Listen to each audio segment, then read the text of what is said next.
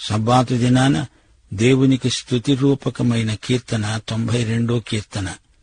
ఈ కీర్తనలో కూడా మెస్సియాను గురించిన ప్రవచనమున్నది. ఆరాధనను గురించిన కొన్ని అనుభవాలు ఈ కీర్తనలో పొందుపరచబడినాయి. అయితే పాత నిబంధనలోని ఆరాధన భౌతికమైన దేవాలయానికి, సాక్ష్యపు గుడారానికి పరిమితమైనది గాని నేడు మన ఆరాధన ఆత్మతో, సత్యముతో, స్థలముతో నిమిత్తము లేకుండా ఎప్పుడైనా ఎక్కడైనా జరగవచ్చు. విశ్వాసులకు స్వేచ్ఛ ఉన్నది. ఈ రోజున విశ్వాసులు యాజకుల రాజ్యముగా ఏర్పడి ఉన్నారు. మనము నూతన నిబంధన యాజకులమే. 92 కీర్తన మొదటి వచనం. యెహోవాను స్తుతించడం మంచిది, మహోన్నతుడా నీ నామమును కీర్తించడము మంచిది. ఉదయము రాత్రి నీ విశ్వసనీయతను ప్రచురించడం మంచిది. ప్రతిరోజు ఉదయ సాయంత్రాలలో దేవుణ్ణి స్తుతించడం మంచిది. అది మనకు శ్రేయస్కరం. ప్రతిరోజు ఉదయమే నిద్రలేవగానే దేవుణ్ణి స్తుతించాలి. రాత్రి పడకకు చేరకముందు మరొకసారి స్తుతించాలి. ఇది మంచి అభ్యాసం. దేవుని విశ్వసనీయతను మనమెన్నడూ మరచిపోకూడదు. దేవుడు మనల్ని ఎంతో సంతోషపరుస్తున్నాడు. జీవితంలో మనకెంతో ప్రోత్సాహమిస్తున్నాడు. ఆయన ఆలోచనలు అతి గంభీరమైనవి. పశుప్రాయులు వాటిని గ్రహించరు, అవివేకులు వివేచించరు. దేవుని కృపను, విశ్వసనీయతను తరచుగా మనము జ్ఞాపకం ఉంచుకోవాలి. ఇది సబ్బాతును గురించిన దర్శనం. అయితే ఈ రోజున మనము ఆదివారం నాడు సామూహికంగా ఆరాధిస్తాము. సబ్బాతు అనగా శనివారం. అది ధర్మశాస్త్ర నియమం. ఇప్పుడు మనము కృపానియమానికి చెంది ఉన్నాము. ఆదివారం యేసు పునరుత్థాన దినం. 8వ వచనం. యెహోవా నీవే నిత్యము మహోన్నతుడవుగా ఉన్నావు. మన దేవుడు మహోన్నతుడు అనే మాట 1000 ఏండ్ల పాలనలో ఎంతో అర్థవంతమవుతుంది. మానవుడు పశుప్రాయుడై దేవుణ్ణి మరచిపోతున్నాడు, మూర్ఖుడవుతున్నాడు, యుక్తాయుక్త విచక్షణను కోల్పోతున్నాడు. రోమాపత్రిక 1వ అధ్యాయం 21వ వచనం ప్రకారం వారు దేవుణ్ణి ఎరిగి ఉండి కూడా ఆయనను దేవునిగా మహిమపరచలేదు, కృతజ్ఞతాస్తుతులు చెల్లించలేదు గాని వారి వాదముల యందు వ్యర్థులైపోయారు. కొందరు దేవుడు లేనట్లే బ్రతుకుతున్నారు. తింటారు, నిద్రపోతారు, ఆడతారు, పాడతారు, అంతే. అంతకు మించి వారికేమీ తెలియదు. 12వ వచనం. నీతిమంతులు ఖర్జూర వృక్షముల వలె మొవ్వు వేస్తారు. లెబానోను మీది దేవదారు వృక్షముల వలె వారు ఎదుగుతారు. ఖర్జూర వృక్షం విజయానికి సంకేతం. దేవదారు వృక్షం బలానికి సాదృశ్యం. నీతిమంతులు ఇక్కడ ఖర్జూర వృక్షముల వలె, దేవదారు వృక్షముల వలె కనిపిస్తున్నారు. వీరు దేవునితో నడుస్తారు, దేవునితో మాట్లాడతారు, సహవాసం చేస్తారు. దేవుని మందిరంలో నాటబడిన వారు దేవుని మందిరంలో వర్ధిల్లుతారు. ముసలితనమందు కూడా చిగురు పెడతారు. సారము కలిగి పచ్చగా ఉంటారు. వీరు తమ దేవుని యథార్థతను, పరిశుద్ధతను ప్రసిద్ధి చేస్తారు. ప్రియ శ్రోతలారా, ఈ కీర్తన ఎంతో మధురమైనది. ఆరాధనలో 10 తంతుల వాయిద్యాలు, సితారాలు వాయిస్తూ గంభీర ధ్వనితో ఆరాధించాలి. దేవుని కార్యాలు ఎంతో గొప్పవి. భక్తిహీనులు అంతరించిపోతారు, చెదిరిపోతారు. నీ బిడ్డలను నీవు పైకెత్తుతావు, క్రొత్త తైలాభిషేకమిస్తావు. దేవునికి స్తోత్రం. ఇప్పుడు 93వ కీర్తనలోకి రండి. 1000 ఏండ్ల పరిపాలనలో దేవుని ప్రజల స్తుతి ఈ కీర్తనలో వినపడుతుంది. ఈ కీర్తనలో 5 వచనాలున్నాయి. రాజు పరిపాలన చేస్తున్నాడు. ఆయనను స్తుతించండి. సర్వభూమికి ఆయన సార్వభౌముడు. యెహోవా రాజ్యం చేస్తున్నాడు.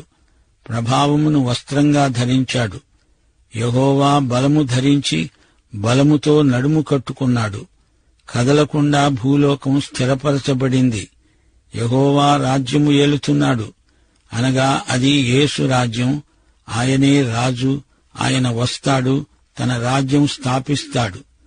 తిరుగుబాట్లు అణిచివేయబడతాయి. ఆయనను వ్యతిరేకించే శక్తులు లయమైపోతాయి. 3వ వచనం, వరదలు ఎలుగెత్తుతాయి. వరదలు తమ అలలను హోరెత్తేటట్లు చేస్తున్నాయి. పాపపు వరదలు ఎంత లేచినా ప్రభువు వాటిని అణిచివేస్తాడు.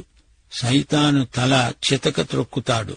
విస్తార జలముల ఘోషల కంటే, బలమైన సముద్ర తరంగముల ఘోష కంటే ఆకాశమందు యెహోవా బలిష్ఠుడు. నీ శాసనములు ఎన్నడూ తప్పిపోవు. యెహోవా, ఎన్నటెన్నటికీ పరిశుద్ధతే నీ మందిరానికి అనుకూలం. ఆ రోజున దేవుని మహిమ వాతావరణం అంతటా విస్తరిస్తుంది. రాజ్యమేలేవాడు ప్రభువు. ఇప్పుడు 94వ కీర్తన. ఆయన దుర్మార్గులకు ప్రతిదండన చేస్తాడు. 94 నుండి 100వ కీర్తన వరకు అన్నీ రాజ్యానికి సంబంధించినవే. మెస్సియా వస్తాడు, పరిపాలిస్తాడు. మహాశ్రమల తరువాత రాజ్యస్థాపన జరుగుతుంది. 94వ కీర్తనలో గేయకారుడు దేవునికి ప్రార్థన చేస్తున్నాడు. లోకములోని దుష్టత్వాన్ని రూపుమాపవలసిందని వేడుకుంటున్నాడు. 1వ వచనం, యెహోవా ప్రతీకారం చేసే దేవా, ప్రకాశించు. ఆయన రావాలి. పగ తీర్చుకోవడం ఆయన పని. ఆయనే ప్రతీకారం చేస్తాడు. ఆయనే న్యాయాధిపతి. గర్విష్ఠులకు ప్రతిఫలమిస్తాడు. భక్తిహీనుల మాటలు, చర్యలు, వారి దోషములు, బింకములు యెహోవా చూస్తున్నాడు. వారు దేవుని ప్రజలను నలగొడుతున్నారు. దేవుని స్వాస్థ్యాన్ని బాధిస్తున్నారు. విధవరాండ్రను, పరదేశులను చంపుతున్నారు. అనాథలను హతం చేస్తున్నారు. పశుప్రాయులు, బుద్ధిహీనులు ఎప్పుడు బాగుపడతారు? ఎప్పుడు బుద్ధిమంతులవుతారు? 9వ వచనం, చెవులు కలుగజేసిన వాడు వినడా? కంటిని నిర్మించిన వాడు చూడడా? ప్రియ శ్రోతలు, వింటున్నారా? దేవుడు ఆత్మ. మనలాగా ఆయనకు చెవులు ఉండవు గాని ఆయన వింటాడు. మనలాంటి కన్నులు ఆయనకు లేవు కాని ఆయన చూస్తాడు. మన కండ్లను, చెవులను ఆయనే నిర్మించాడు గదా. దేవుడు చూస్తాడు, వింటాడు. మానవుడేమి చేస్తున్నాడో అన్ని వివరాలు ఆయన దగ్గర ఉన్నాయి.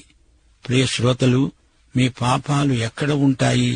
క్రీస్తు మీద ఉండాలి, లేదా మీ మీదే ఉండాలి. అక్కడే ఉంటాయి. నీ పాపాలన్నీ క్రీస్తు మీద మోపబడినట్లయితే నీకు తీర్పు లేదు. లేకపోతే నీకు తీర్పు తప్పదు. క్రీస్తునందున్న వారికి ఏ శిక్షా విధి లేదు.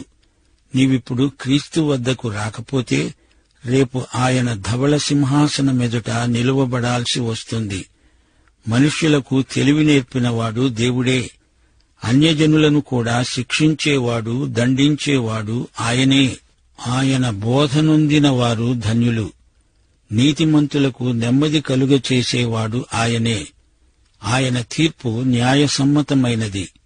18వ వచనం, నా కాలు జారిందని నేననుకొనగా యెహోవా నీ కృప నన్ను బలపరుస్తున్నది. ఈ మాట మన జీవితాలలో ఎంతో అర్థవంతమైనది. దేవుని కృప మనల్ని ఉద్ధరిస్తుంది. కృపాక్షేమాలు మన వెంట ఉంటాయి, ఎత్తిపట్టుకుంటాయి. అంతరంగమందు విచారములు ఎక్కువవుతూ ఉండగా దేవుని గొప్ప ఆదరణ ప్రాణానికి నెమ్మది కలిగిస్తుంది. ప్రభు అన్నాడు, నా కాడి ఎత్తుకొని నా వద్ద నేర్చుకోండి, మీ ప్రాణాలకు విశ్రాంతి కలుగుతుంది. దుష్టుల పరిపాలనలో కీడు ఉన్నది. సైతాను కల్పించిన కట్టడలు కీడుకే గాని మేలుకు సహాయపడవు. సైతాను రాజ్యముతో దేవునికి పొత్తు ఉండదు, పొందిక ఉండదు. నీతిమంతుల ప్రాణము తీయటానికి దుష్టులు దౌర్జన్యం చేస్తారు. నిర్దోషులను దోషులని తీర్పు చెప్పి మరణశిక్ష విధిస్తారు. గాని దేవుని బిడ్డలారా, దేవుడే మనకు ఎత్తైన కోట, ఆశ్రయదుర్గం. దుష్టులు చేసుకున్నదే వారి నెత్తిమీదికి వస్తుంది. ఒకానొక రోజు దేవుడు కీడును శిక్షిస్తాడు, తొలగిస్తాడు. ఇప్పుడు మనము 95వ కీర్తనలోకి వస్తున్నాము. 95 నుండి 99 వరకు ఆనంద గీతాలు. ఆనందమే మనకు వినిపిస్తుంది. స్తుతిగీతం 95వ కీర్తనంతా స్తుతి స్తోత్రములే. రండి, యెహోవాను గూర్చి ఉత్సాహధ్వని చేస్తాము. మన రక్షణ దుర్గమును బట్టి సంతోషగానం చేద్దాము. రండి, కృతజ్ఞతాస్తుతులతో ఆయన సన్నిధికి వస్తాము. కీర్తనలు పాడుతూ ఆయన పేరట సంతోషగానం చేద్దాము. యెహోవా మహాదేవుడు, దేవతలందరికి పైన మహాత్మ్యము గల మహారాజు. ఆయన సృష్టికర్త. ఆయనను ఆరాధించాలి. దేవుళ్లందరికీ పైన ఆయన ఉన్నాడు. భూమ్యాగాధ స్థలాలు ఆయన చేతిలో ఉన్నాయి. పర్వత శిఖరాలు ఆయనవే. సముద్రము ఆయనది. ఆయన దానిని కలుగచేశాడు. ఆయన హస్తములు భూమిని నిర్మించాయి. ఆయన మన దేవుడు. మనము ఆయన పాలించే ప్రజలము. ఆయన మేపే గొర్రెలము. నమస్కారం చెయ్యండి, సాగిలపడండి, మోకరించండి. ఆయన మాట వినండి. మెరీబా వద్ద మస్పా దినమందు మీరు కఠినులైపోయారు. మీ హృదయాలను ఆ విధంగా కఠినపరుచుకోవద్దు. మీ పితరులు ఆ స్థలాలలో నన్ను పరీక్షించారు, శోధించారు. నేను చేసింది చూచారు. 40 ఏండ్లు ఆ తరము వారు నన్ను విసికించారు. వారు హృదయంలో తప్పిపోయారు. దేవుని మార్గాలు తెలుసుకొనలేదు. దేవుడు కోపగించి ప్రమాణం చేస్తూ అన్నాడు, వీరెన్నడూ నా విశ్రాంతిలో ప్రవేశించుకుందురుగాక. ఇక 96వ కీర్తన వినండి. యేసు వచ్చి రాజ్యం స్థాపించగా ఈ స్తుతిగీతం రాజ్యమంతటా వినపడుతుంది. యెహోవా మీద కొత్త కీర్తన పాడండి. సర్వభూజనులారా, యెహోవా మీద పాటలు పాడండి. ఈ క్రొత్త పాట విమోచన గీతం. ప్రకటన గ్రంథంలో ఇదే పాట విముక్త ప్రజలు గొంతెత్తి పాడారు. దేవుని నామమునకు స్తుతి. అనుదినము రక్షణ సువార్తను ప్రకటించండి. అన్యులలో ఆయన మహిమను ప్రచురించండి.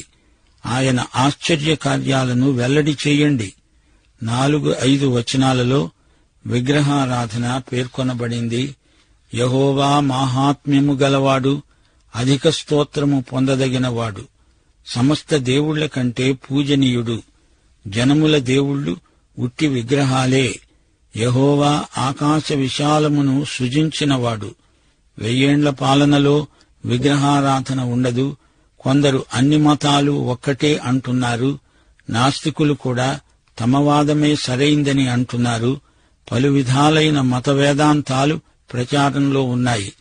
కాని ప్రభువు వచ్చినప్పుడు ఆయనే అందరికి ప్రభు అని, దేవుడు ఒక్కడే అని సమస్త ప్రజలు తెలుసుకుంటారు. ఘనతా ప్రభావాలు గల దేవుడు పరిశుద్ధుడు, బల సౌందర్యములు గలవాడు. జనముల కుటుంబములారా, మహిమా బలములు యెహోవాకు సమర్పించండి. దేవుని నామము మహిమపరచబడునుగాక.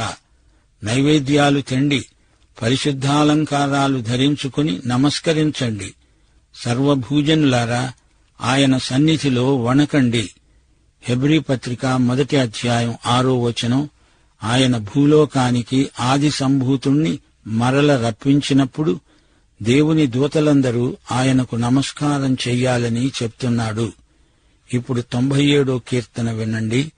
ఈ కీర్తన కూడా 96వ కీర్తన లాంటిదే. ఆయన పరిపాలన న్యాయసమ్మతమైనది. ఆయన రాజ్యము ఏలుతున్నాడు. ద్వీపములన్నీ సంతోషిస్తాయి. అగ్ని ఆయనకు ముందు నడుస్తున్నది. మేఘాంధకారం ఆయనను చుట్టి ఉన్నది. ఆయన మెరుపులు లోకాన్ని ప్రకాశింపచేస్తున్నాయి. సర్వలోకనాథుని సన్నిధిలో పర్వతాలు మైనము వలె కరిగిపోతున్నాయి. వ్యర్థ విగ్రహాలు, చెక్కిన ప్రతిమలు పూజనీయములు కావు. భూలోకమంతటికి పైగా ఆయన మహోన్నతుడు. దేవుళ్లందరికి పైగా అత్యధికమైన ఔన్నత్యము గలవాడు. దేవుణ్ణి ప్రేమించేవారు చెడుతనాన్ని అసహ్యించుకుంటారు. భక్తుల ప్రాణాన్ని ఆయన కాపాడతాడు. నీతిమంతుల కొరకు, యథార్థ హృదయుల కొరకు ఆయన వెలుగును, ఆనందాన్ని విత్తనాల వలె చల్లుతాడు. నీతిమంతులారా, యెహోవాయందు సంతోషించండి. ఆయన పరిశుద్ధ నామమును బట్టి ఆయనకు కృతజ్ఞతాస్తుతులు సమర్పించండి. ఇప్పుడు 98వ కీర్తన వినండి. యెహోవా ఆశ్చర్య కార్యాలు చేశాడు. ఆయనను గూర్చి కొత్త కీర్తన పాడండి. పరిశుద్ధమై ఆయన కుడిచేయి ఆయనకు విజయం కలిగించింది. యెహోవా రక్షణ వెల్లడి అయింది. అన్యజనుల ఎదుట దేవుని నీతి బయలుపరచబడింది. దేవుని కృప, విశ్వసనీయత ఇశ్రాయేలు సంతతికి ఆయన చూపాడు. చూపక మానడు. భూదిగంత నివాసులు దేవుని రక్షణను చూచారు. సర్వభూజనులు యెహోవాను బట్టి ఆర్భాటముగా ఉత్సహించి సంతోషగానం చేస్తూ కీర్తనలు పాడుతారు. స్తోత్ర గీతాలు ఆలపిస్తారు. సితారాతో, బూరలతో సంతోషధ్వని చేస్తారు. సముద్రం లోకమంతటా స్తుతినాదమే. నదులు చప్పట్లు కొడుతున్నాయి. కొండలు ఉత్సాహధ్వని చేస్తాయి.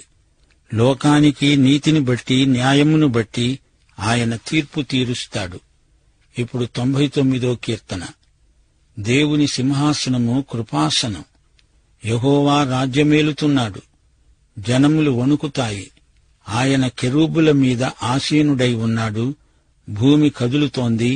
ఈ స్తుతి కీర్తన ఎంతో అద్భుతమైనది, మధురమైనది.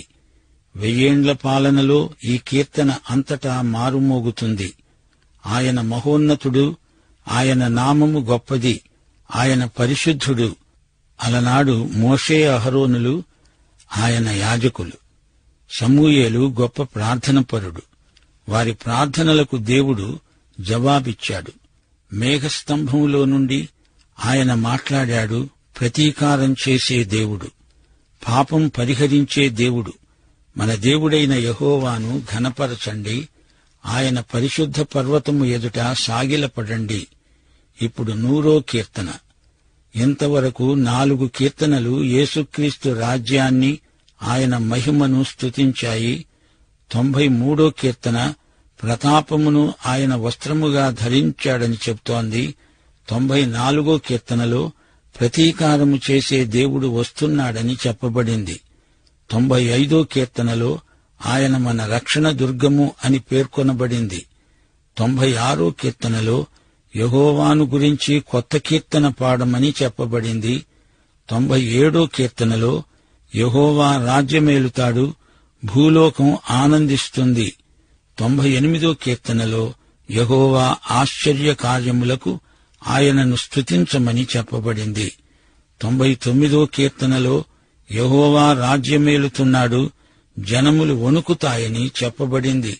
ఈ కీర్తనలకు ముగింపు స్తుతి పాఠం 100వ కీర్తనలో ఉంది. ఈ కీర్తన వివరాలు వచ్చే పాఠంలో వినండి. సోదరీ సోదరులారా, ఇంతవరకు మనము స్తుతి కీర్తనలు విన్నాము. మోషే, అహరోను, సమూయేలు 99వ కీర్తన 6వ వచనంలో పేర్కొనబడ్డారు. ఈ ముగ్గురు దేవుణ్ణి స్తుతించిన భక్తులు. 1 సమూయేలు 7వ అధ్యాయం 5, 9 వచనాలు.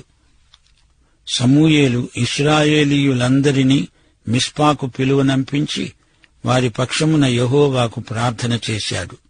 సమూయేలు పాలు విడువని ఒక గొర్రెపిల్లను తెచ్చి యెహోవాకు సర్వాంగ బలిగా అర్పించి ఇశ్రాయేలు పక్షమున యెహోవాకు ప్రార్థన చేయగా ఆయన అతని ప్రార్థనను అంగీకరించాడు. ప్రార్థన, స్తుతి, విజ్ఞాపన, యాచనలు ఎల్లప్పుడూ దేవునికి సమర్పించాలి. ప్రియ శ్రోత, నీవు ఈ పాఠమునకు కేంద్రంలో ఉన్న యేసుక్రీస్తును వ్యక్తిగత రక్షకుడుగా, ప్రభువుగా ఎరుగుదువా? అలాగైతే ఈ పాఠమంతా నీకోసమే.